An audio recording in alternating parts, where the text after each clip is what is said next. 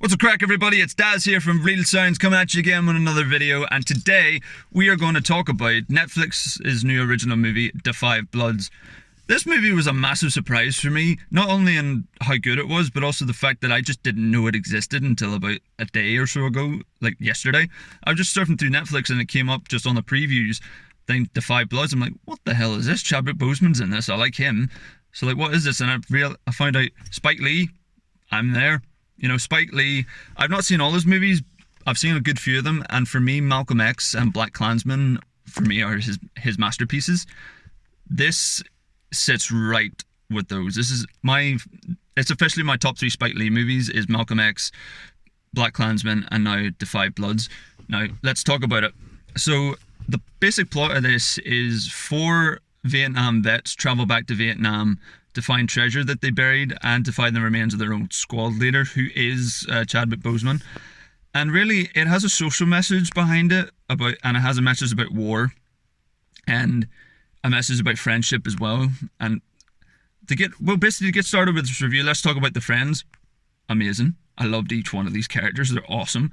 I can't remember their names off the top of my head right now because I literally just finished watching the movie about an hour ago, so it's very fresh in my mind. But I love the friends. The camaraderie amongst them was amazing. You know, it had that sort of Judd Apatow feel in a way, where the dialogue was so funny and so relatable that you just get it.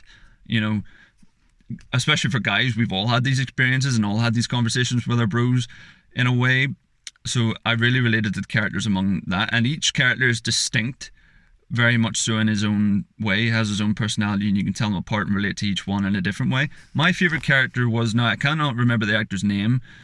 I'm shit with names, guys. You know, it's just going to be a thing. Yeah, I'm very shit with names. The fella played the FBI agent in Ransom with Mel Gibson.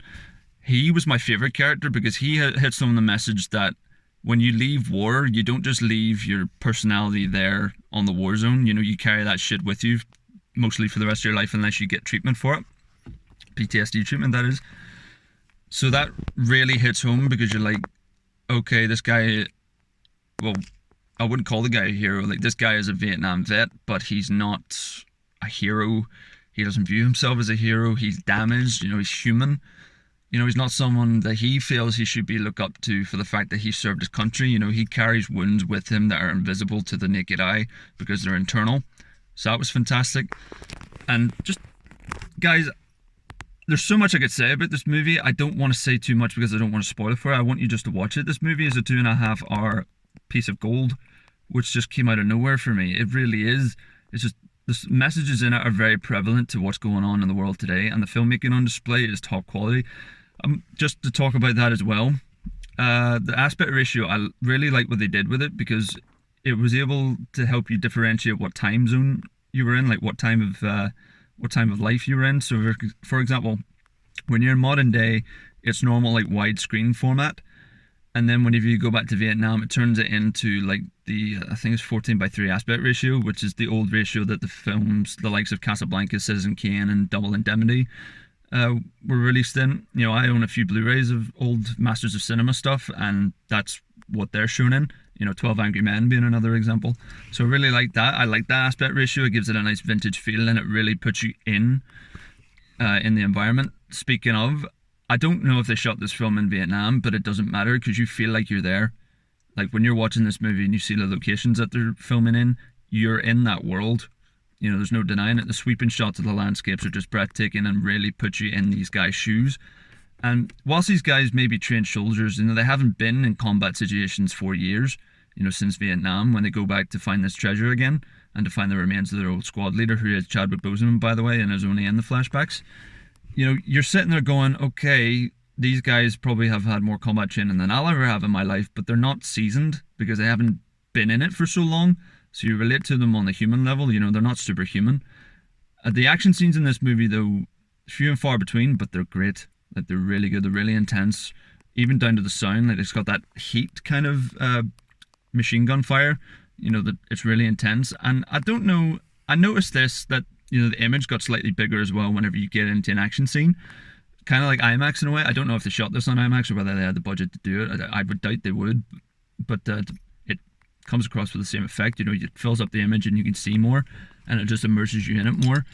And they don't hide by, they don't hide the violence. The violence in this movie is brutal, but it's really good in that it hits home the message that this is what happened to these guys, this is what these guys went through, and it should not be snuffed at.